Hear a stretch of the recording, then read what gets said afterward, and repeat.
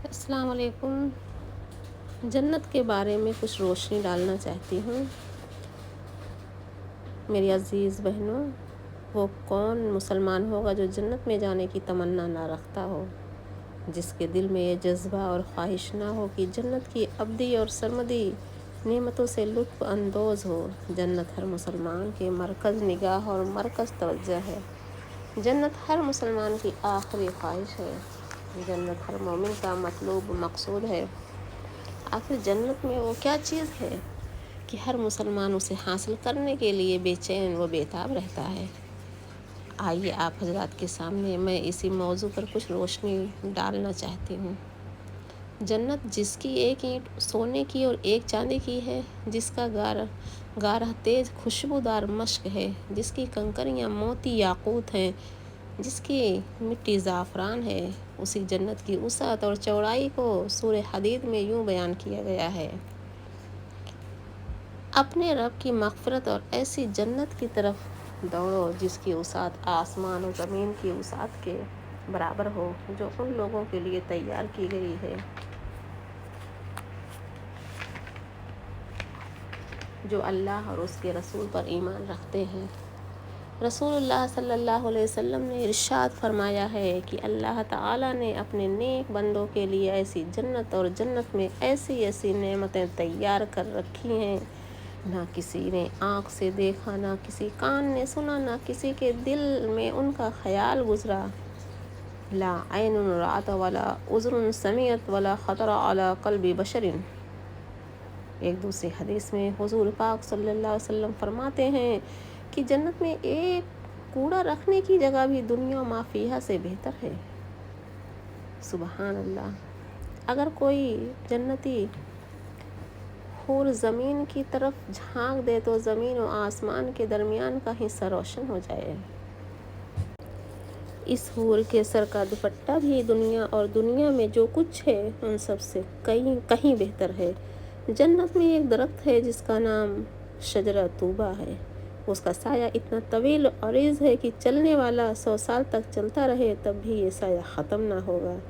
جنت میں جانے والے ہمیشہ ناز و نعمت میں رہیں گے، نہ انہیں کبھی محتاجگی گھیرے گی، نہ ان کے کپڑے پرانے ہوں گے، نہ ان کی جوانی فنا ہوگی۔ ادنا جنتی کا بھی یہ حال ہوگا کہ اللہ تعالیٰ اس سے ارشاد فرمائے گا تمنا کر، وہ تمنا کرے گا، اللہ تعالیٰ اس کی تمنا پورا کرے گا۔ اسی طرح اس سے بار بار تمنا کرنے کے لیے کہا جائے گا۔ جب اس کی تمناؤں کا سلسلہ ختم ہو جائے گا تو اللہ تعالیٰ فرمائے گا: لَکَ مَا تَمَنَّیْتَ وَمِثْلُهُ مَعَهُ۔ تم کو میں نے وہ سب دیا جس کی تم نے تمنا کی اور اتنا ہی اور بھی۔ جنت میں 100 درجے ہیں، ہر دو درجوں کے درمیان 100 سال کا فاصلہ ہے، اور ہر درجہ کے وسعت کا یہ علم ہے کہ ساری کائنات کے لوگ صرف ایک درجہ میں ہی سما سکتے ہیں۔ حضرت ابو سعید خدری رضی اللہ تعالیٰ عنہ فرماتے ہیں کہ رسول اللہ صلی اللہ علیہ وسلم نے ارشاد فرمایا کہ جنت میں سب سے ادنا جنتی کا یہ حال ہوگا کہ اس کے پاس 80,000 خادم ہوں گے، 72 حوریں ہوں گی۔ موتی زبرجد اور یاقوت کا ایک اتنا بڑا قبہ تیار کیا جائے گا جو ملک شام کے مقام جابیہ سے لے کر ملک یمن کے مقام صنعاء تک وسیع و عریض ہوگا۔ سب اہل جنت 30 سال کے ہوں گے، ان کے قد 60 ہاتھ کے ہوں گے، ان کو ایسے تاج پہنائے جائیں گے جس کا معمولی موتی بھی مشرق مغرب کو روشن کر دے گا۔